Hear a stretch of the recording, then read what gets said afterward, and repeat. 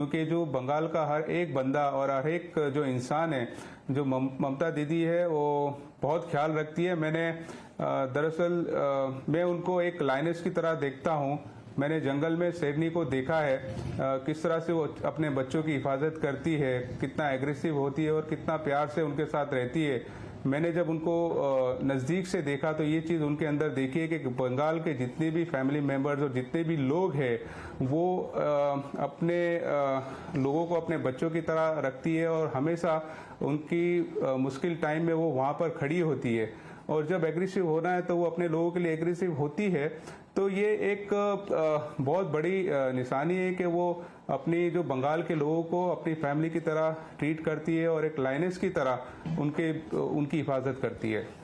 जी, आपने बिल्कुल सही कहा कि आपने नेशनल टीम में जब अपना कंट्रीब्यूशन दिया तो पूरे देश के लोग आपके पीछे खड़े थे।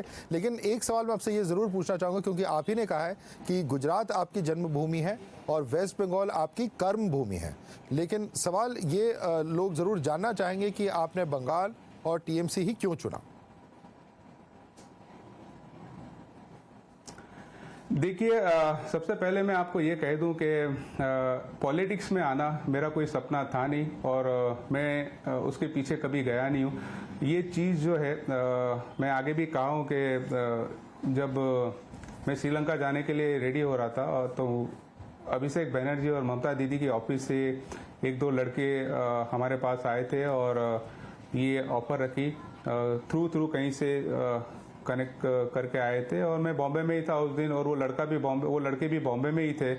और एक ही होटल में रहने के बाद भी हमें पता नहीं था कि हम एक होटल में और एक दूसरे को जानते भी नहीं थे।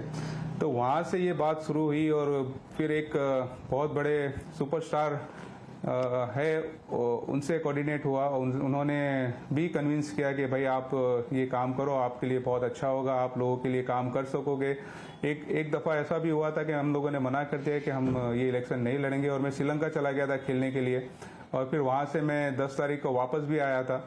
तो मेरा कोई ऐसा बहुत बड़ा सपना था नहीं कि मैं पॉलिटिक्स करूंगा। और ये बंगाल से ममता दीदी की जो जगह है, वहाँ से मुझे ये ऑफ़र आया तो सोचने के बाद बिल्कुल वहाँ के लोगों को ज़रूरत भी है। और जिस तरह से मुझे कन्विंस किया गया काम करने के लिए और आश्वासन दिया गया कि आप जीतने के बाद यहाँ पर बहुत काम करना है और हम चाहते हैं कि आप यहाँ पर आके काम करो, तो उस वजह से मैंने ये चीज़ को अपनाया और इस चीज़ को कबूल किया मैंने कि मैं बिल्कुल वहाँ पे जाके इलेक्शन लड़ूंगा। और ये कौन थे सुपरस्टार? ये फिल्म के सुपरस्टार हैं, स्पोर्ट्स के सुपरस्टार हैं, पॉलिटिक्स के सुपरस्टार?